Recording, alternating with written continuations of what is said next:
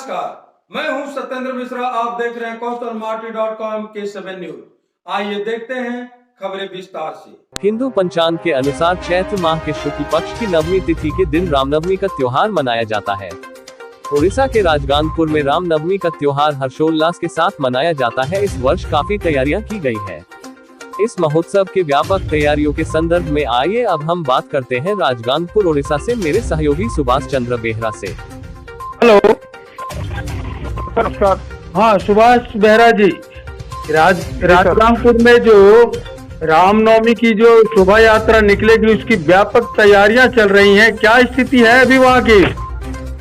जी sir, फिलहाल तो यहाँ पर नगरवासी पूरा बहुत खुश और उल्लास से है, क्योंकि परसों रोज एक लेटर आई थी सब कलेक्टर का, यहाँ से कलेक्टर ऑफिस से, कि आप शोभा यात्रा नहीं निकाल सकते। पिछले 2 साल से कोविड गाइडलाइन की वजह से शोभा यात्रा नहीं निकाली गई थी, जिसका वजह से पूरा मायूसी छाई हुई थी। जब अनुमति मिली थी तो नगर में सब कोई हर्ष और उल्लास खेल गया था, परंतु परसों ऐसा खबर आया, एक लेटर आया कि नहीं, आप लोग शोभा यात्रा नहीं निकाल सकते हैं। तो सेंट्रल कमेटी और हमारे अखाड़ा कमेटी सब मिलकर एक मीटिंग की गई थी आईबी में। उसके बाद पुलिसकर्मी आई थी, थाना प्रशासन, उनसे बातचीत की गई तो उन्होंने बोला कि हमारा तो यहाँ से अनुमति नहीं दे सकते। सब कलेक्टर जी के पास फिर कल गए थे सब कोई।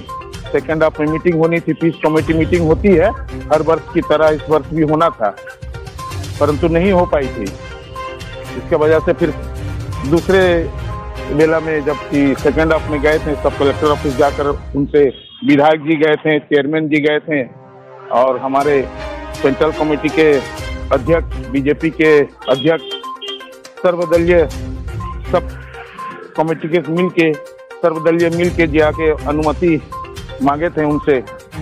बातचीत के बाद, वाद विवाद के बाद में उनका अंत हुआ था और अनुमति दी गई।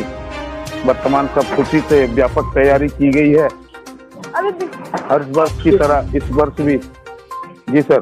सुभाष बेहरा जी, अगर हम बात करें शोभा यात्रा की और खास करके रामनवमी की, तो रामनवमी की शोभा यात्रा में कुछ मतलब अस्त्र शस्त्र की कलाबाजियां भी की जाती हैं और बहुत सारी तैयारियां की जाती हैं इसके शोभा यात्रा की। तो ऐसा क्या होने वाला है वहाँ पे? जी सर, यहाँ पर तो काफी मशहूर था राजगांगपुर का हमारे रामनवमी अखाड़ा। अस्त्र शस्त्र के साथ कलाबाजी बहुत धूमधाम से होती थी। तो 2003 में शायद एक कुछ घटना घट गई थी, उसके बाद से अस्त्र शस्त्र निकालना बंद हो गया था। यहाँ पर दरअसल हमारे यहाँ बहुत बड़ी मूर्ति निकलती है और प्रत्येक अखाड़ा से लोग आते हैं, और सेंट्रल कमेटी एक होती है जो सारे अखाड़ा को कंट्रोल करती है।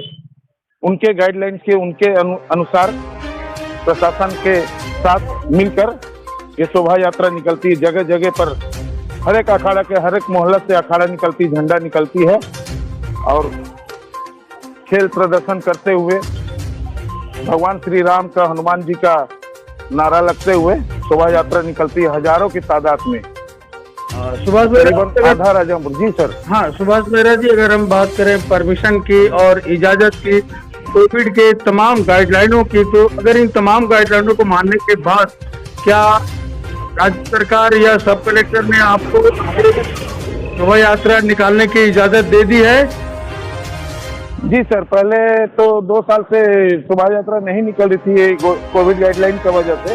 वर्तमान स्थिति अच्छी है, इस वजह से सब नॉर्मल है, इसी वजह से उन्होंने अनुमति प्रदान की है। जी बहुत बहुत धन्यवाद सुभाष चंद्र बेहरा जी। राजगांगपुर उड़ीसा से सुभाष चंद्र बेहरा की report. Thanks for watching. Drop a like, leave a comment, share, and don't forget to subscribe. www.koshalmati.com